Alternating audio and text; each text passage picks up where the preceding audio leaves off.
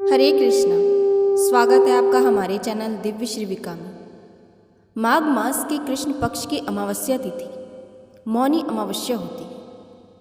मौनी अमावस्या को ही माघी अमावस्या कहते हैं। धार्मिक मान्यता के अनुसार मौनी अमावस्या के दिन आज गंगा नदी का जल अमृत के समान होता है।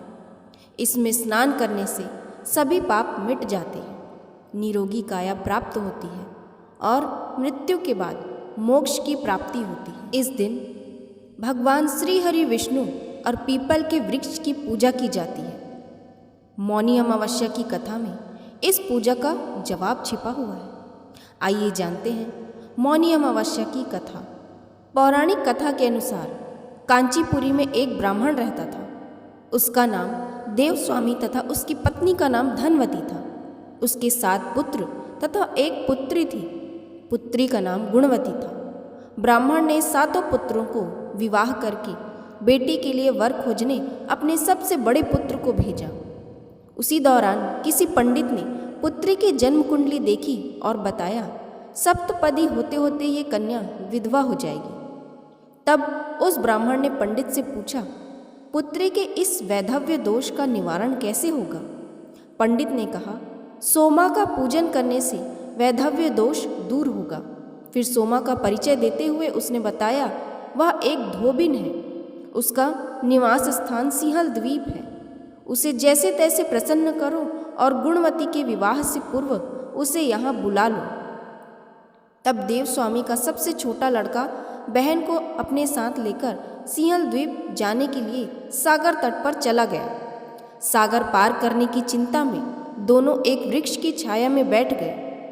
उस पेड़ पर एक घोंसले में गिद्ध का परिवार रहता था। उस समय घोंसले में सिर्फ गिद्ध के बच्चे थे। गिद्ध के बच्चे भाई बहन के क्रियाकलापों को देख रहे थे। सायंकाल के समय उन बच्चों की माँ आई तो उन्होंने भोजन नहीं किया। वहीं अपनी माँ को बोला, नीचे 2 प्राणी सुबह से भूखे प्यासे बैठे हैं। जब तक वे कुछ खा नहीं लेते तब तक हम भी कुछ नहीं खाएंगे। तब दया और ममता से वशीभूत गिद्ध माता उनके पास आई और बोली, मैंने अपनी इच्छाओं को जान लिया है। इस वन में जो भी फल फूल कंद मूल मिलेगा मैं ले आती हूँ। आप भोजन कर लीजिए। मैं प्रातःकाल आपको सागर पार कराकर सिंहल द्वीप की सीमा के पास पहुँचा दूंगी। और वे दोनों भाई बहन माता की सहायता से सोमा के यहाँ जा पहुँचे।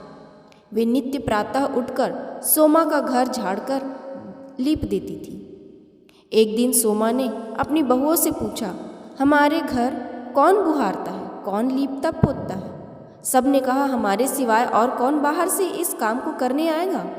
किंतु सोमा को उनकी बातों पर विश्वास नहीं हुआ। एक दिन उसने रहस्य जानना चाहा। वह सारी रात जागी और सब कुछ प्रत्यक्ष देखकर जान गई। सोमा का उन भाई बहन से वार्तालाप हुआ। भाई ने सोमा को बहन संबंधी सारी बातें बता दी।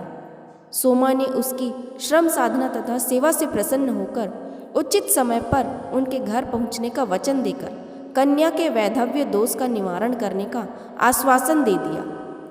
मगर भाई ने उससे अपने साथ चलने का आग्रह किया। आग्रह करने पर सोमा उनके साथ चल दी।